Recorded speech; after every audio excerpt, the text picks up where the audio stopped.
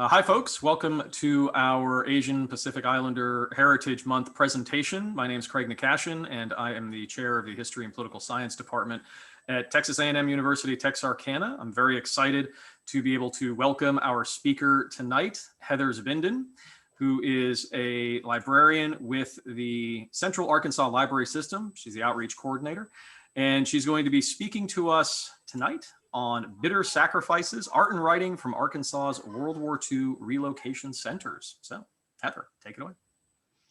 Thank you very much. With all these faculty members here, I kind of feel like I'm defending my master's thesis again. This was not what I wrote my master's thesis on, but I guess I could defend this too. So a little background about how I, obviously not a Japanese American, came to know so much and do so much work on the Japanese American internment camps that were in Arkansas. Back in 2000, the Winthrop Rockefeller Foundation came to the University of Arkansas at Little Rock's public history program with an idea. The Winthrop Rockefeller Foundation, wanted to fund a project about the two camps in South Arkansas. This collaboration was called Life Interrupted, the Japanese American Experience in World War II Arkansas. We partnered with the Japanese American National Museum in Los Angeles, and the 4-year project was funded by the Rockefeller Foundation. I served as the research coordinator on Life Interrupted and curated 3 of the 8 exhibits.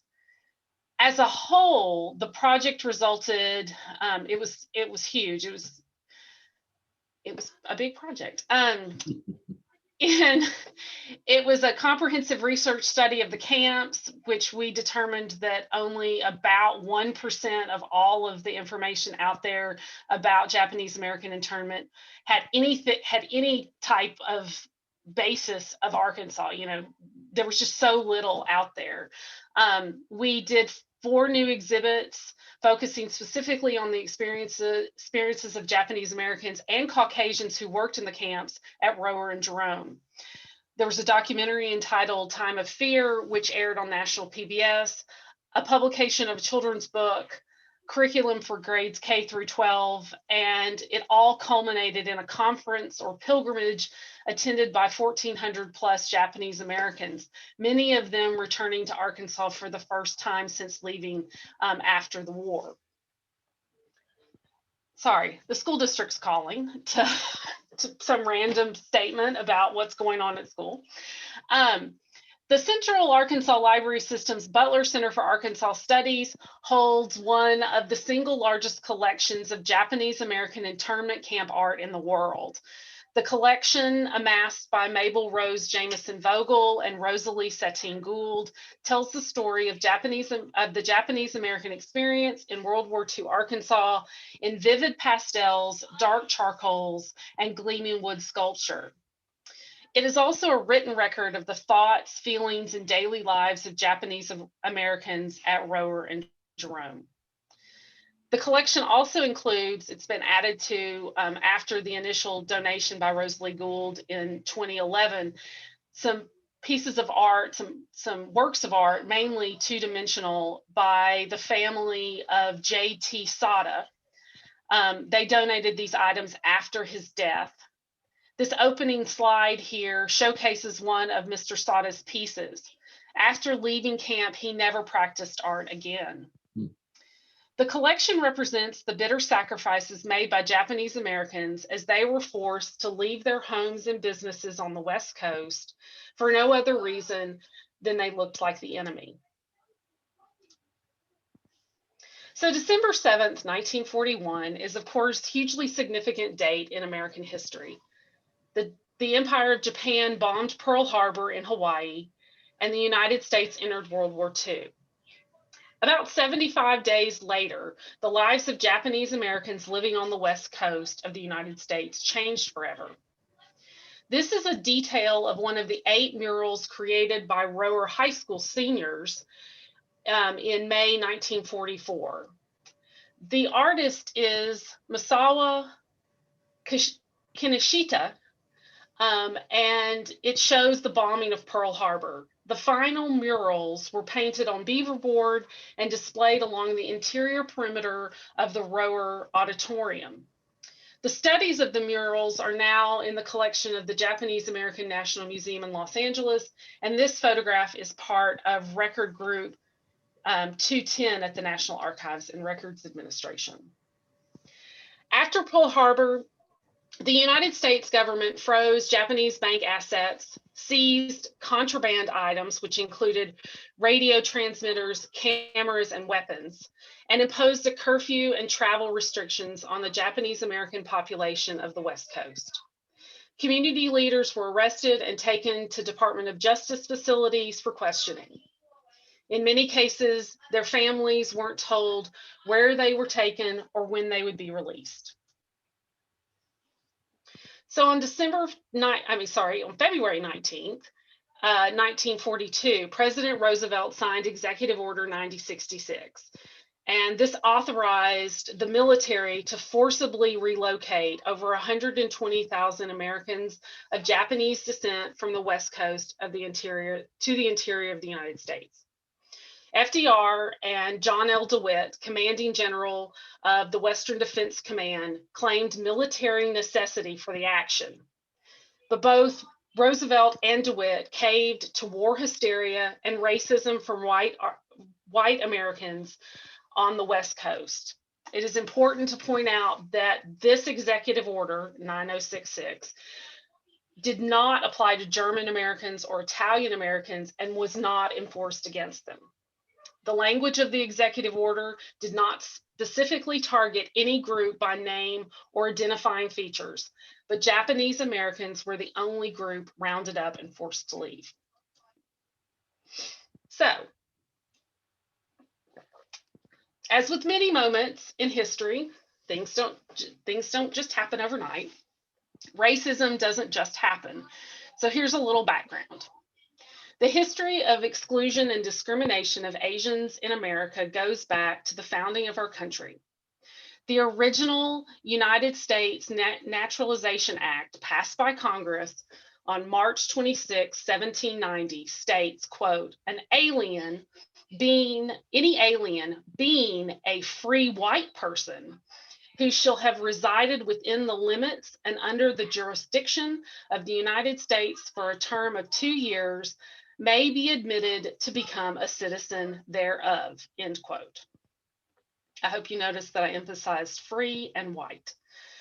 In 1882, Congress passes the Chinese Exclusion Act, stopping Chinese immigration for the next 60 years. In 1891, Japanese immigrants begin arriving to the US mainland to work as agricultural laborers, but by the turn of the 20th century, we get the first large-scale anti-Japanese protest, racist rhetoric appearing in West Coast newspapers such as the San Francisco Chronicle, and the formation of the Asiatic Exclusion League. In 1913, California passes the Alien Land Law, which prohibited aliens from owning and later leasing land. Despite all of this, Japanese American farmers produced $67 million worth of crops, or 10% of California's total crop value in 1920. So according to the 1940 census, the Pacific region of the United States, so that's California, Oregon, and Washington State, was home to 112,353 individuals of Japanese descent. 71,784 are native born, which means they were born here and therefore American citizens. 40,869 were foreign born. These numbers tell us that over 70% of the 120,000 people forcibly removed from the West Coast were in fact American citizens. They were not aliens or alien immigrants or whatever else you want to call them. They were American citizens and expected the same rights afforded them by the United States Constitution and the Bill of Rights.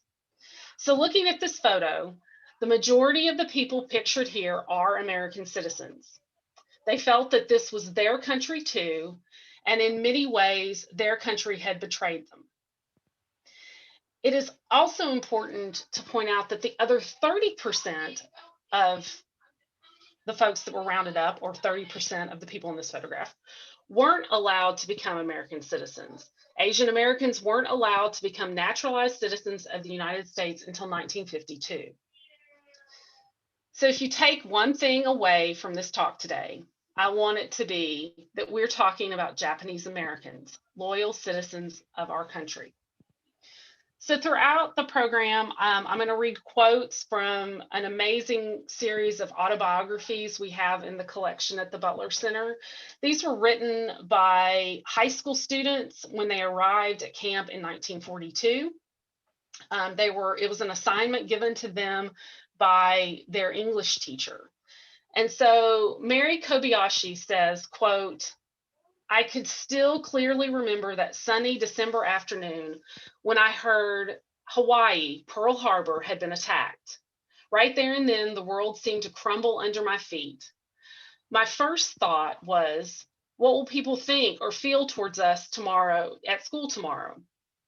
All day long, I moped around the house with a face longer than a horse's.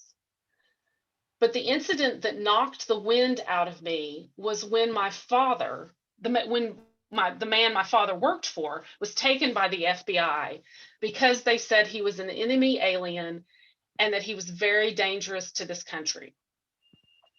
The days that followed were hectic ones, with rumors flying thick. It became so that you could not believe anyone. Then came the curfew, which bonded us to our homes from 8 at night to 6 in the morning. Banks closed their doors to us with our money, making us feel very insecure. Although all this was happening, the Caucasian teachers and my friends aided us in every possible way. I and many others helped in selling war bonds after school. Again, rumors came that General DeWitt was evacuating all Japanese, both citizens and aliens alike, out of the strategic military zone and Terminal Island. This, of course, came true, and the papers had nothing but the evacuation news in them. All was quiet for a few months when one day in April, after Easter vacation, our neighbor came bursting into the house, yelling that we would be evacuated in a week. I didn't believe a word he said, but a few days later, bulletins were put up all over town informing all Japanese that they had to leave. So within days of Executive Order 9066, of course, that was February 19th. So Mary talks about right after Easter vacation. So probably, depending on when Easter fell that year, somewhere in March or April. The military on the West Coast begins ordering Japanese Americans off of coastal islands, such as Terminal Island outside of Los Angeles. And within a month, the War Relocation Authority is created with Milton Eisenhower as its director. Between late March and May 1942, all Japanese Americans living in California, Oregon, and Washington are moved to 15 assembly centers at places like Santa Anita Racetrack in Southern California. They are allowed to bring only what they could carry, and they were forced to sell their businesses, homes, and possessions for pennies on the dollar. Inmates lived in horse stables with little privacy and a lot of uncertainty about the future. I want to take a second to talk about terminology because words do matter. When I first started working on this project and working in this history 20 years ago, I was a firm internee, internment camp, like we were going to use the government language. And what I've learned over the course of that time is that you use what the group of people use. And so now I really comfortably use words like inmate, incarceration, and concentration to talk about this camp experience. So Katsumi Sugimoto says, quote, "On May 4th, 1942, we moved to the farm by Stockton. We stayed there temporarily until evacuation. Our asparagus farm was taken over by Caucasians. On May 21st, we were evacuated to the Stockton Assembly Center. I worked as a yard laborer for 4 months. My wage was only $8 per month. On October 3rd, we were sent to the Rower Relocation Center. So obviously, this is a map of the United States of the lower 48. And you can see here the sites of the 10 camps, what became the 10 camps. There's another map that's much more involved that there's DOJ camps. There's actually about 25 locations in total. This is the exclusion zone. So it kind of runs, it's not really all of California, Oregon, and Washington. It really runs kind of down the fault line, oddly enough. And so you can see that all of the camps are going to be east of this line. So the War Relocation Authority chose these 10 locations for the more permanent camps. The 2 easternmost camps were in Arkansas, in the southeastern part of the state. None of these locations were really hospitable to people. Gila River in southern Arizona was near a Navajo Indian reservation. Heart Mountain in Wyoming was known for its harsh winters, and Topaz in Utah for its dust storms. In Arkansas, inmates contended with gumbo mud, snakes, and mosquitoes. Deshay and Drew counties in southeast Arkansas, where the camps were located, were and still are some of the poorest counties in the nation. In the 1940s, Arkansas was an agricultural economy, and the race lines were divided black and white. There was a small community of Chinese Americans in Helena, and a group of Italians, actually a pretty big group of Italians around the Lake Village area in southeast Arkansas that were brought here from Italy to work the Sunnyside plantation. But for the most part, the human landscape was black and white, haves and have-nots. So in the fall of 1942,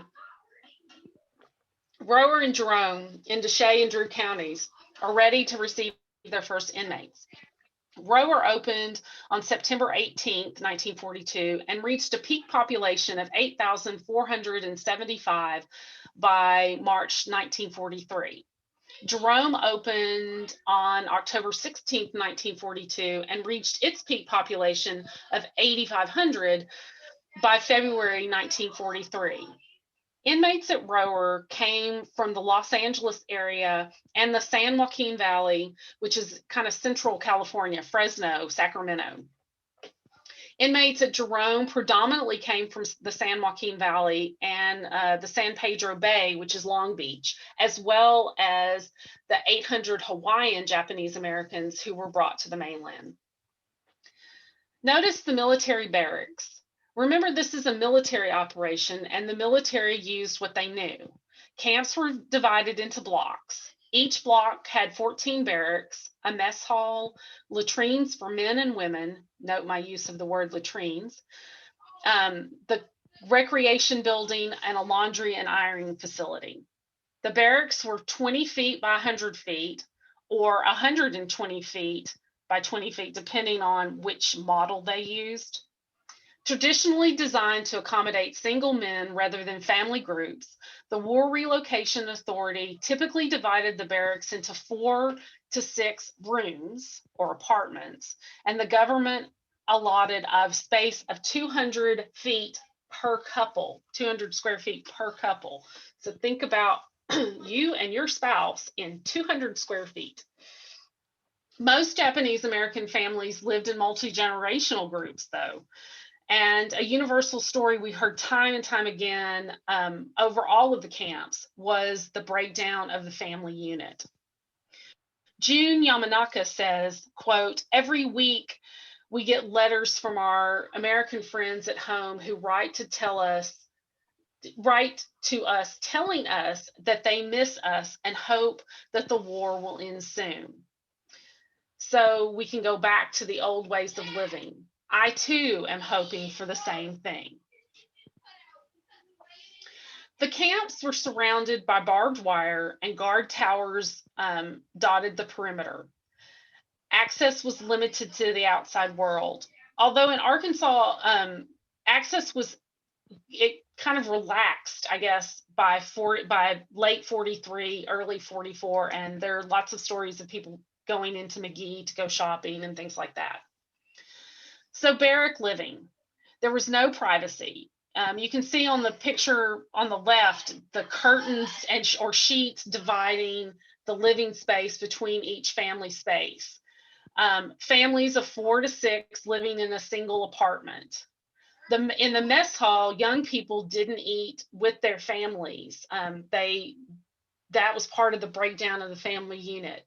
And rice was served at every meal in addition to whatever might be served with the mess hall. They would just add, the government knew that most Japanese Americans ate some quantity of rice, so they would just add it onto the menu. Takeo Sabata says, quote, "When I first sat down to eat at a long wooden table with thousands of other evacuees, I saw some people with tears in their eyes as they started to eat the poor meal out of metal plates. I guess they all felt like I did, for they hardly touched their plates and kept their heads bent down. This was the first meal. Later, they seemed to get used to eating with thousands of other people, for they started to talk to friends across the table and beside them." Inmates tried to live as regular a life as possible. Here we have office work for the War Relocation Authority, and they were paid for their labor. Farming, a lot of them, especially the folks who came from the San Joaquin Valley, were truck farmers, and so this was something that they could do and that they enjoyed doing, as well as gardening. I always want to note that all these photos were taken by government photographers, many of them coming out of the New Deal WPA projects. And the aim was to show how well Japanese Americans were being treated. This does not make up for the racism or the violation of civil rights that took place. There were Boy Scout troops and football, baseball, softball. Before I move on, I want to state that in most cases, the conditions inside the camps at Jerome and Rower were better than the living conditions in the surrounding communities of McGee, Dermont, and Arkansas City. The camps had running water and electricity, and the camp employees, all Caucasians, were paid federal wages, much higher than the wages of local teachers and government officials, not to mention the sharecroppers. Food was also plentiful, partly because it was a military installation and partly because they were doing additional farming. And this was all during a time of war rations. And we heard time and time again from folks who grew up in Southeast Arkansas and remembered the camps, seeing just this amazing amount of waste of food coming out of the camps and really kind of wondering what was going on. But in all this chaos, the challenge and the sacrifice, creative expression found a way. Inmates of all ages took art classes.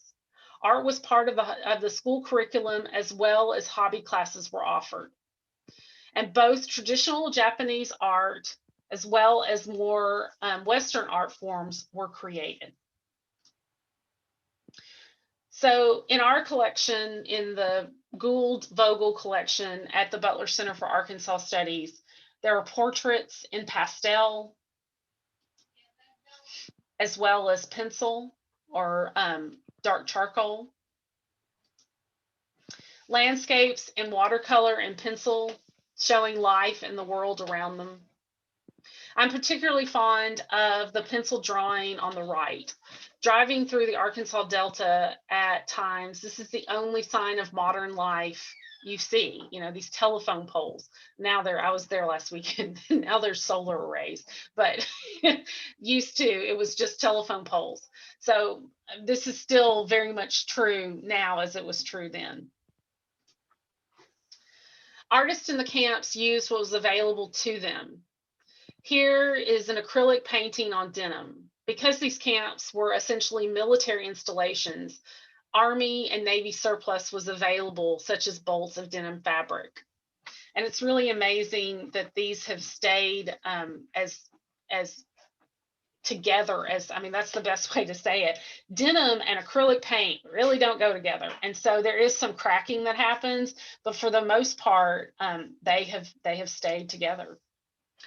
They also created jewelry and other items using metal. These are probably from food tins that they were basically recycling to use metal. You can see the J in the bracelet, and then in the little square that's, I think, actually a necklace pendant. It's a star.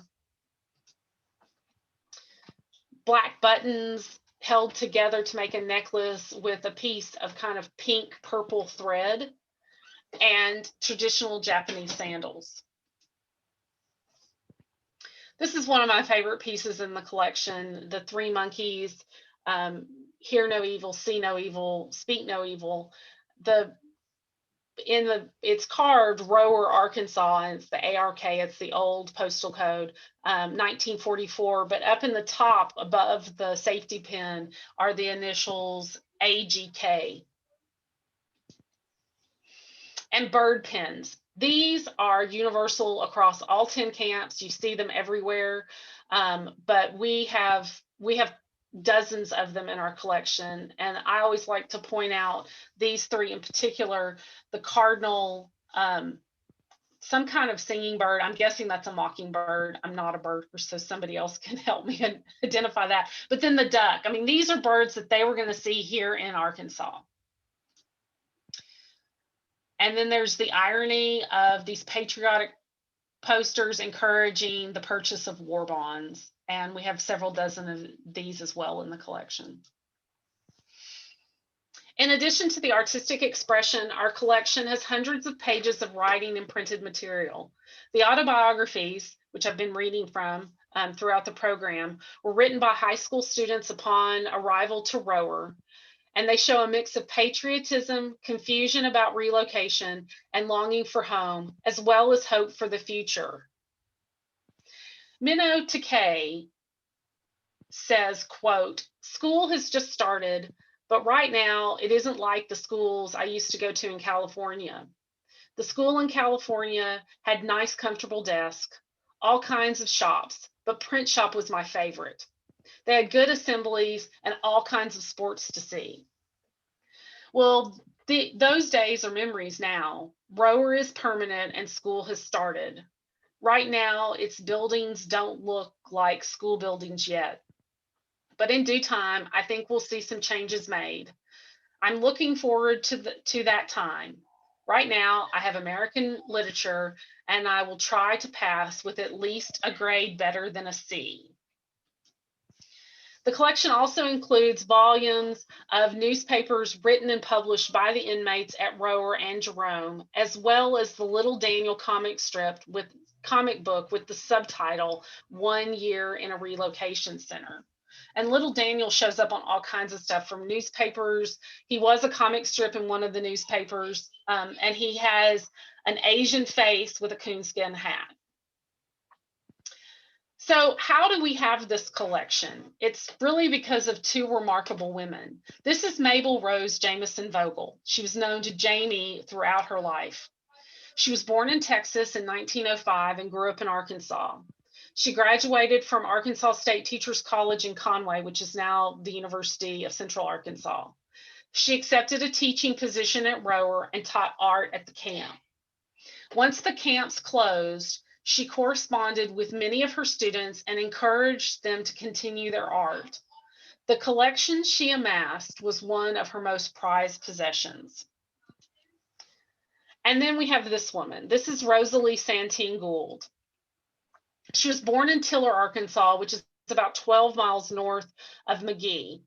Rosalie's grandparents came to the United States from Italy to work on the Sunnyside plantation. She's full-blooded Italian. She tells that proudly. After the war, Rosalie married Joe Gould and moved to Rower, Arkansas. She took her children to play around the monuments left by the inmates, but didn't really know anything about the camps. As former inmates started to return and visit the site, they found Rosalie. She met Jamie, and when Jamie died in 1994, she left her Rower art collection to Rosalie. Together with Sam Yatta, George Sakaguchi, and others, Rosalie worked to save the monuments at Rower and have the location made a National Historic Landmark. So little is physically left of the camps at Rower and Jerome.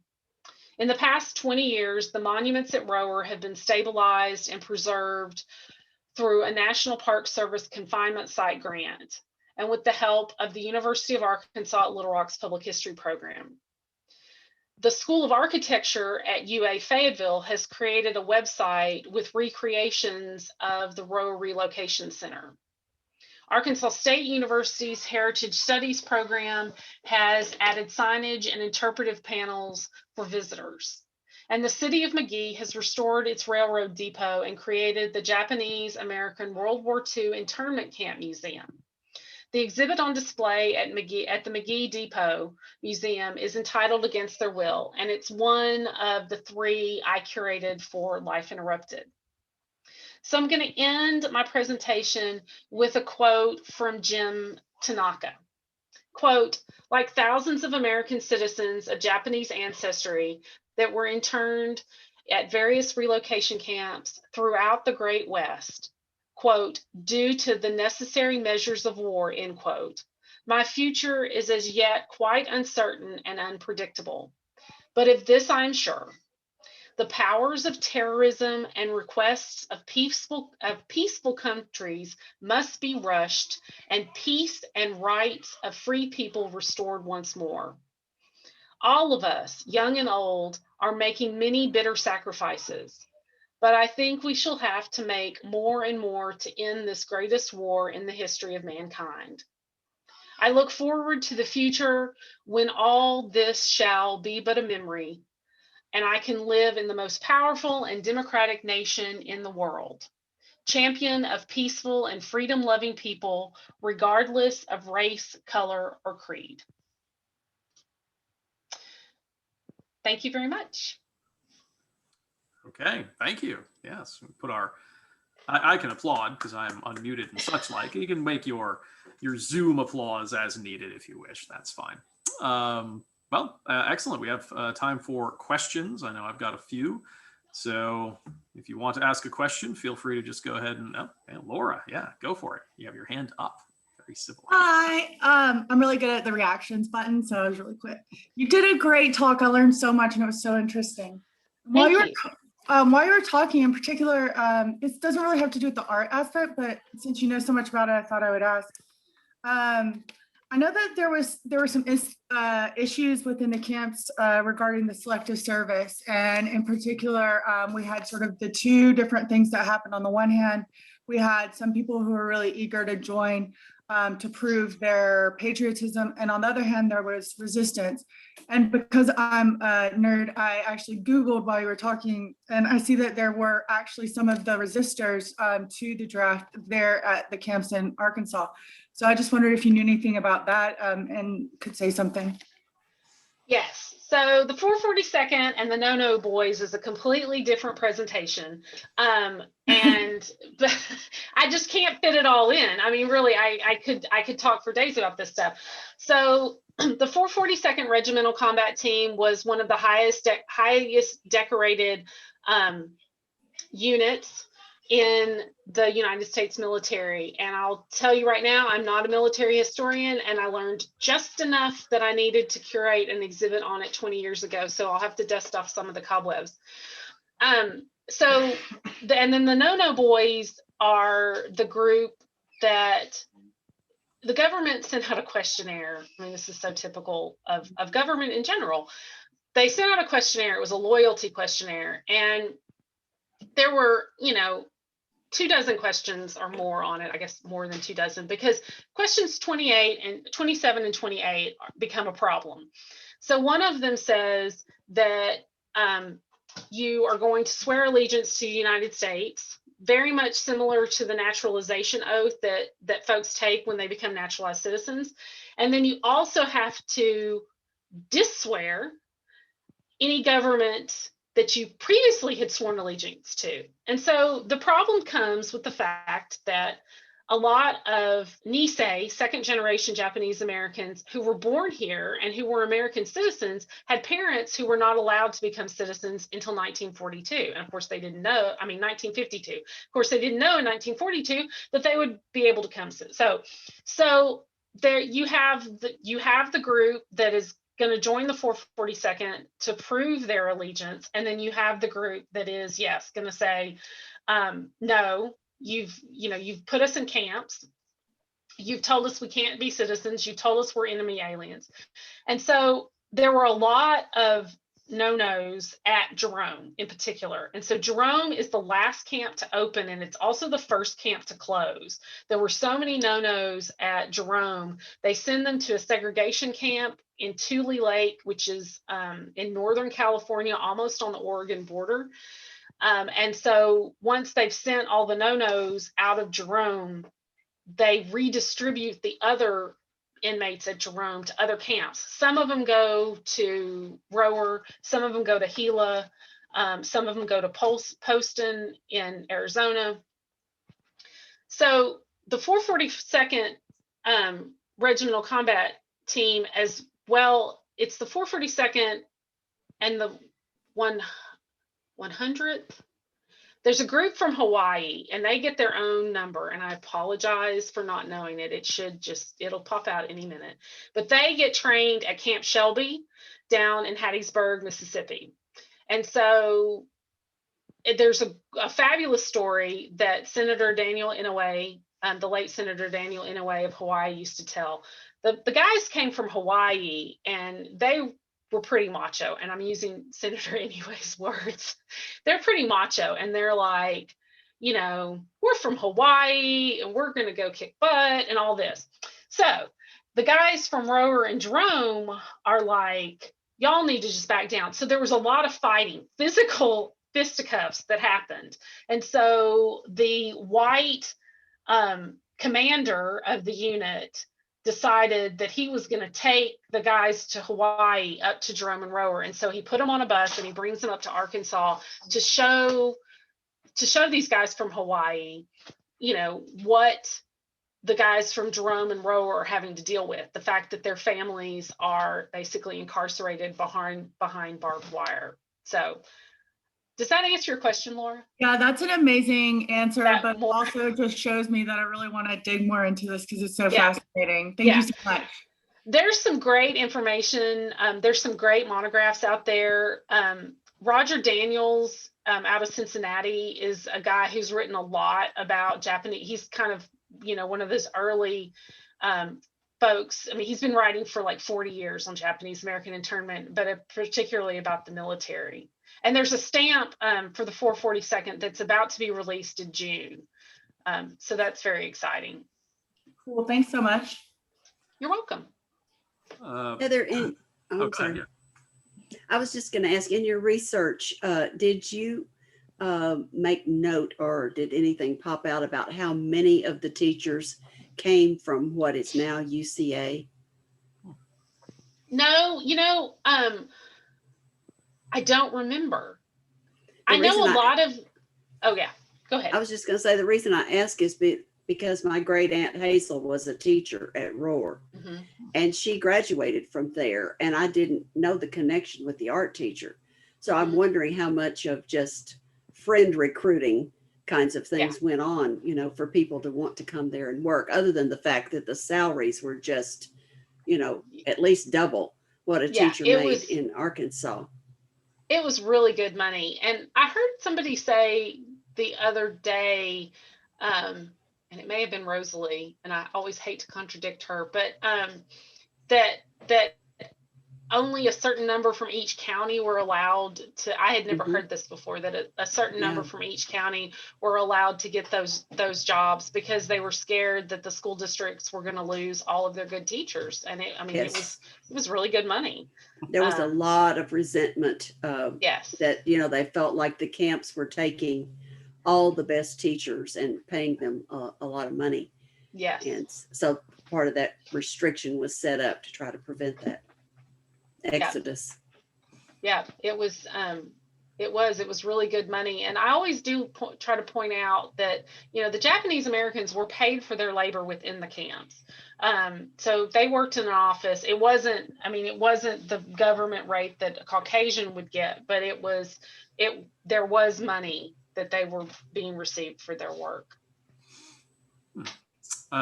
Yeah, I had a quick question. It sort of, I guess, jumps out of maybe the first one. How common were acts of civil disobedience in these camps? I mean, was there a fair amount of resistance just to everyday imprisonment, or was it mostly kind of just against the selective service and such like? It was mainly against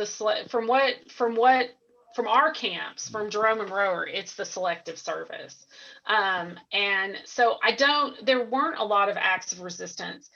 I always think that kind of the biggest act of resistance that Japanese Americans took part in was actually right after 9/11.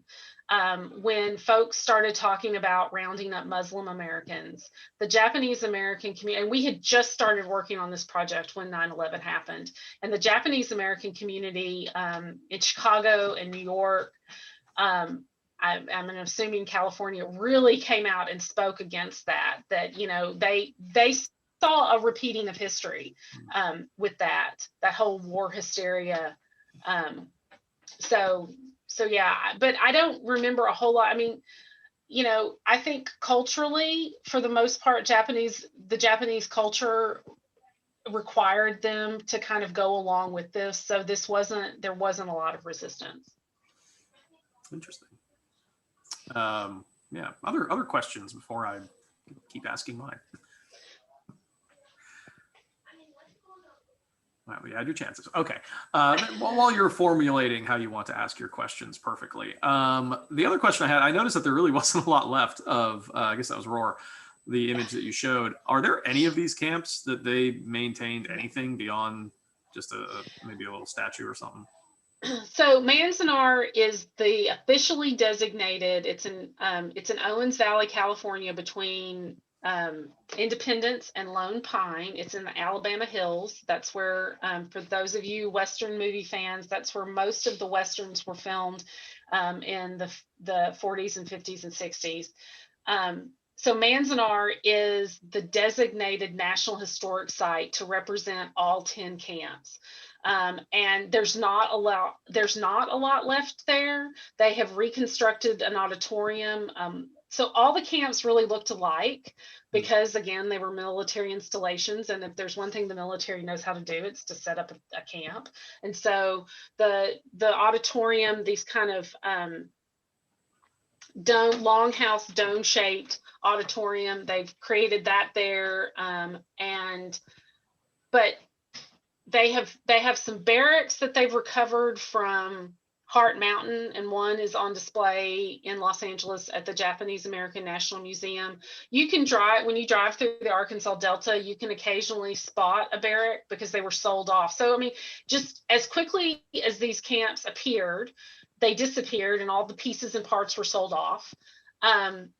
One thing I neglect to say in my presentation, because I don't like to just point it out, but Rosalie, the reason Rosalie has this connection to Rower is partly because she owned the land that the camp was on. Her husband's family had owned the land. It was leased to the War Relocation Authority during the war, and then she inherited it and farmed it up until about 10 years ago. Now she has sold it off.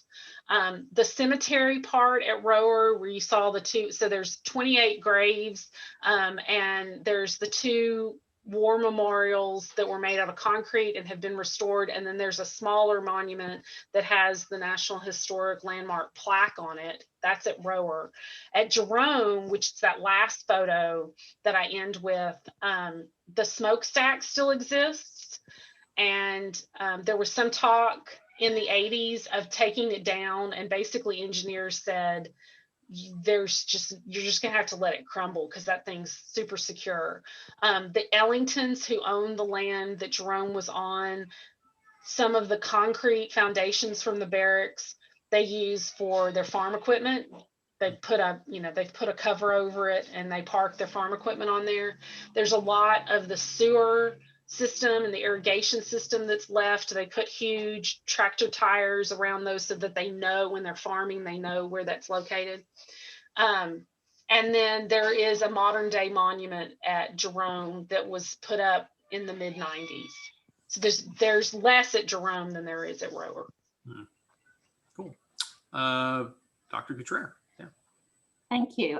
And thank you so much for such an interesting presentation.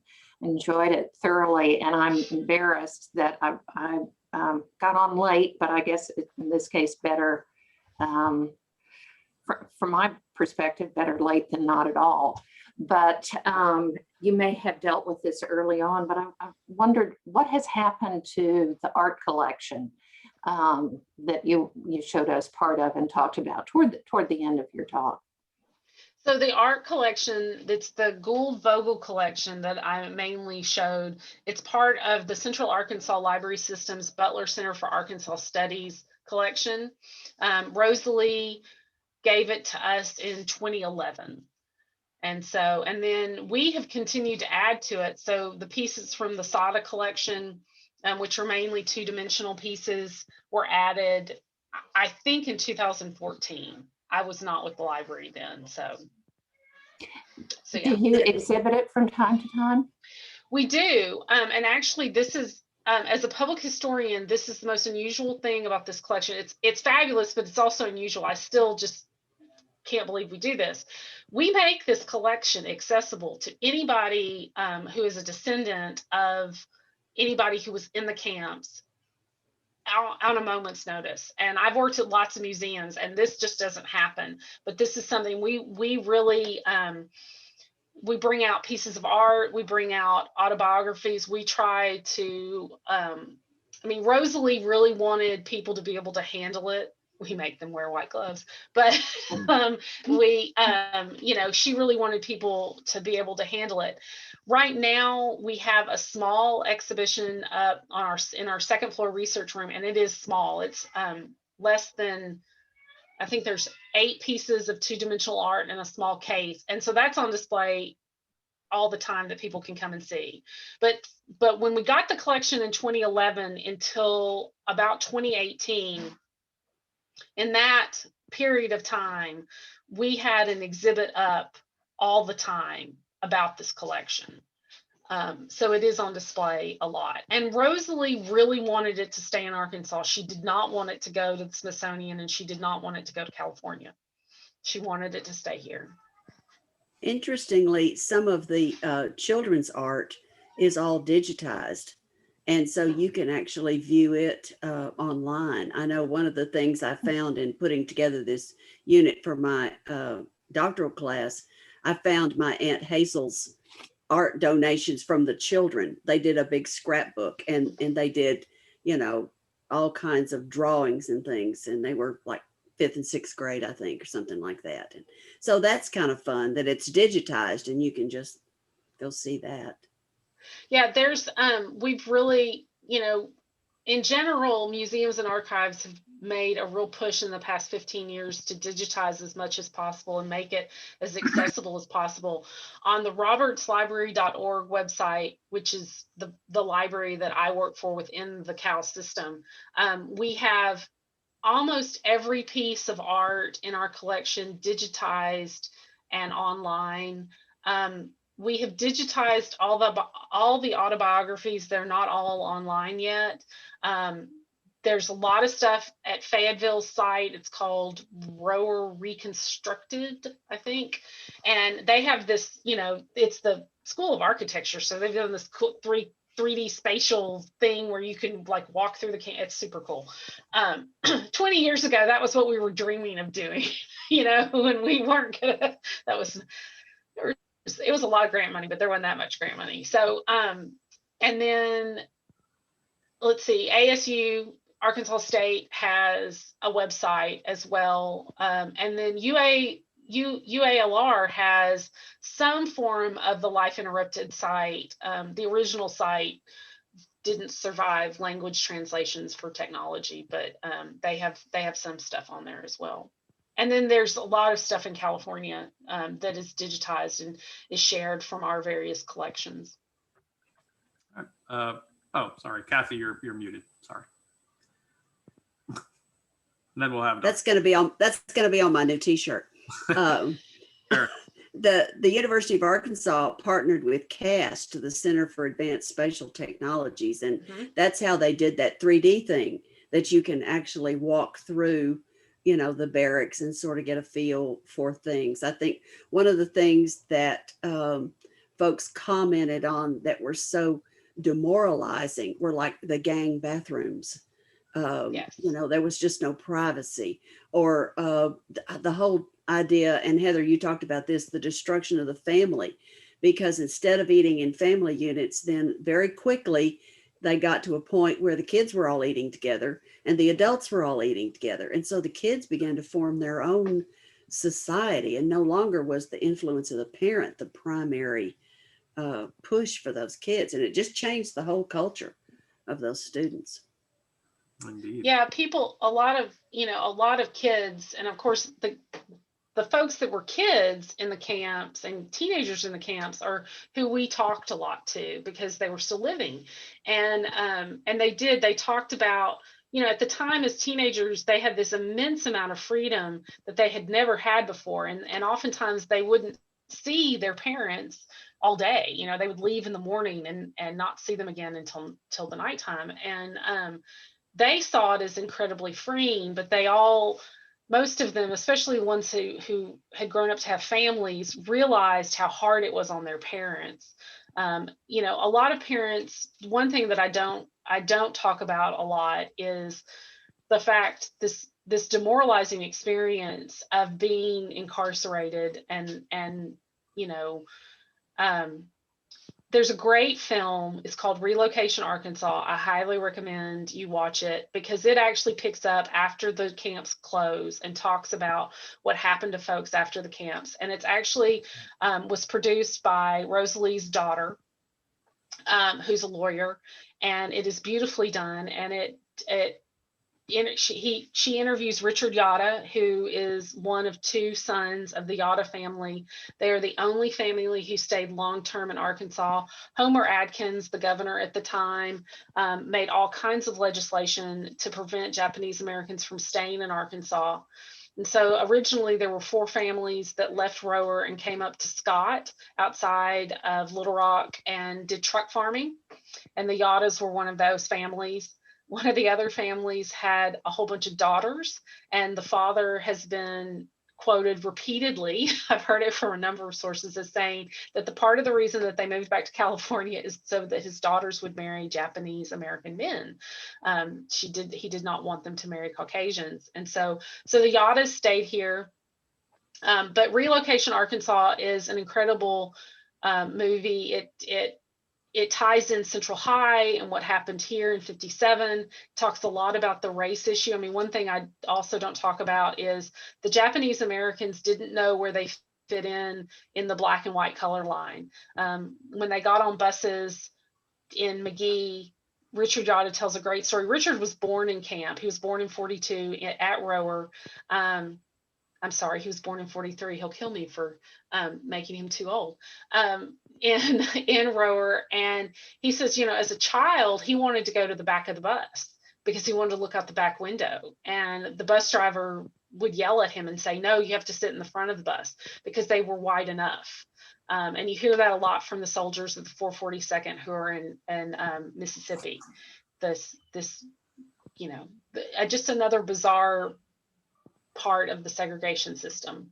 Yeah, they didn't know which water fountain to drink out of. Yes. That was my question. So thanks for, I didn't even have to say it. Yeah, I was just wondering about Jim Crow and where they fit in. So thanks. Yeah.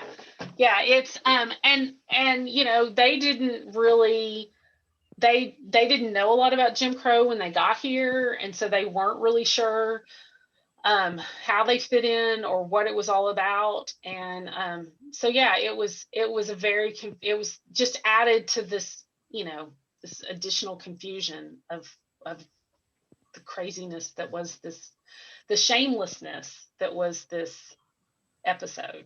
One of the great little anecdotes that's told on one of those two films. It might be Relocation Arkansas. It might be A Time for Fear. I can't remember. But they talk about the soldiers that were brought in and all this kind of stuff. And things began to relax after a while. And so some of the young men could get out and go for a walk, or they could go into town, or, as those things started opening up. And one day some of them went for a walk beside a creek and they found a shack where people lived. And they were so struck by the austere poverty of those people. They had no idea there was anybody living like that in conditions far worse than they were living in. And so it was really an eye opener. And that was part of the resentment that came from the community, because when the farmers would go get the scraps, or the slop as it was called, from the internment camps to take back for their hogs, there would be whole hams and all kinds of things thrown away that the people in the community had no way to access and had no way to eat those kinds of things. So it was part of the rub. Yeah. Linda, you had your hand up.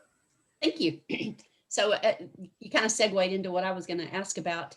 And I can't wait to go watch Relocation Arkansas, because that's what I'm fixing to ask about. Are there stories or writings about how they maintained their sense of patriotism and didn't become bitter and angry because of what happened? And then were there some that left because of it? Did any of them leave America and go back to Japan? So the first part of your question, don't let me forget the Japan part, because there is some of that, but there is a lot of bitterness.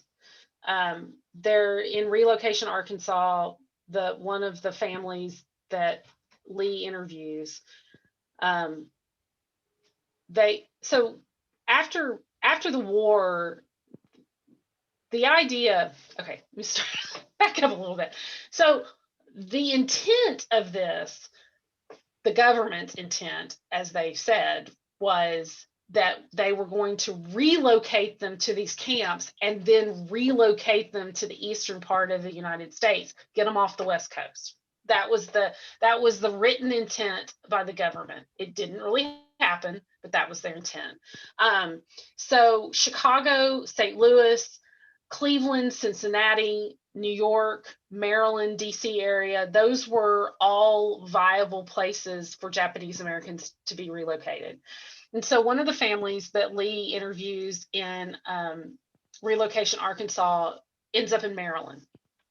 And the son, who was born maybe 10, 15 years after relocation, after camp, so, he's in his maybe early 60s now, said, I was the only Asian person in my high school. I was the only Asian. And he said he talked a lot about being angry.